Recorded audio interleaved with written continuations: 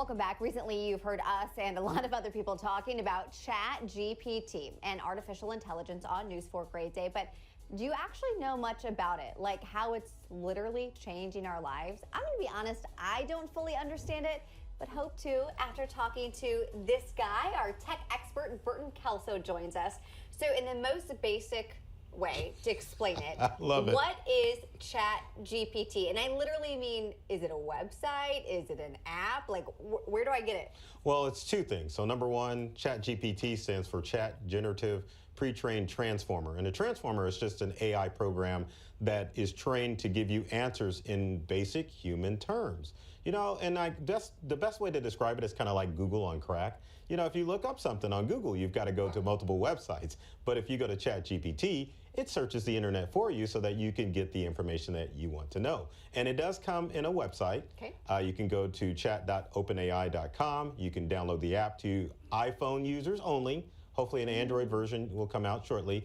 And then also ChatGPT is included in the Bing search engine. So Microsoft has a little piece of ChatGPT. So if you're a Microsoft user, just go to www.bing.com, and then there's a section that says chat, and that's ChatGPT as well. And is it free? Like, do you have to be in some club or have a subscription to use it?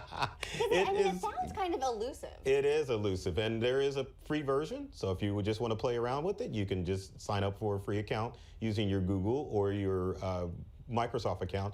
Or you can pay for it for ChatGPT version 4, which is supposed to give you a little bit more features, but to be honest with you, the average user is going to be good with just using the free version. Okay, can you give me some examples of that basic free version, how just like an everyday person like me, a mom at home, might use it? Right. So you can, let's say you get a stain on the carpet or on clothing, you could go to ChatGPT to ask it, how do I remove wine stains from carpet or clothing? And you can go even deeper with it and say, hey, what are some organic cleaning products that I can use in order to clean up wine stain from carpet or clothing, or whatever you But spill how is wine that on. different than me typing that into Google? Because you would have to go to multiple websites in order to try to find that answer. So this is like reading all those websites for me and then just consolidating the answer. Exactly. I like that. In terms that you can understand. So it's just all right there.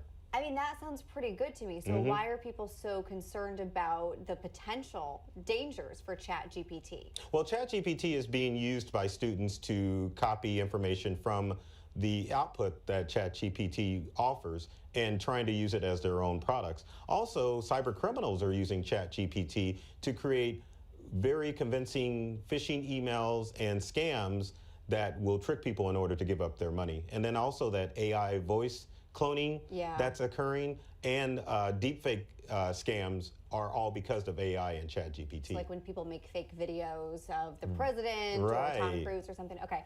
I also hear a lot of people talking about ChatGPT threatening some jobs. I mean, we used to ask that about robots. Right. Are you worried about that, or what kind of jobs could it potentially replace? Well, the jobs it can potentially replace are like your copywriting jobs, such as if you write copy for a blog post, or you write copy for a podcast, or even website designers may run into problems with competing with ChatGPT. But realistically, ChatGPT is not perfect, and that's why you shouldn't try to use content from ChatGPT, because it's pulling from the internet, which has a lot of misinformation in it. So humans will be around for quite a while, and those jobs probably won't be replaced. Now, are there other similar AI softwares out there? Like, is this like the Kleenex of tissue, and there are other websites or something doing the similar thing? Yeah, there's tons of AI websites. Like there's Jasper, which works just like ChatGPT. They also have Dolly, which allows you to create images from text by just inputting it in. So you can go to openai.com and type in Dolly, and you can put in a description of an image you want it to generate, and AI will create it for you. Wow. So yeah, there's a ton of AI sites out there. Personal question, but you are a tech expert. Are you using this on a daily basis? I play around with it. I don't integrate it into our business, but there are things that I like to inquiry about. So I'll go to ChatGPT just to find out what answer it's going to generate. Like I ChatGPT'd myself, and it made me look like a rock star. Really? Some of it was good, but the other content that it put out, I'm like, who is this guy? Wow, so I Yeah. need to ask it to write my Wikipedia bio? You probably do, but you got to be careful because it may put misinformation up there. Okay, last question here. If you can just look into your crystal ball, what do you think that the future of ChatGPT looks like? Well, I think the future of AI and ChatGPT is going to be more in tune with our smart devices, so our Alexa home devices, Google Home devices, because normally when you query those devices, it only gives you one response. But with ChatGPT, you can have a whole conversation and get more detailed information about the things that you look for. It is fascinating. It's complex, though, so we really appreciate you joining us to kind of simplify it a little bit, Burton. Thank you for being here. We're going Thanks to for post this having me. segment at kmov.com/greatday following the show if you want to go back and break it down again. I like Kent? it.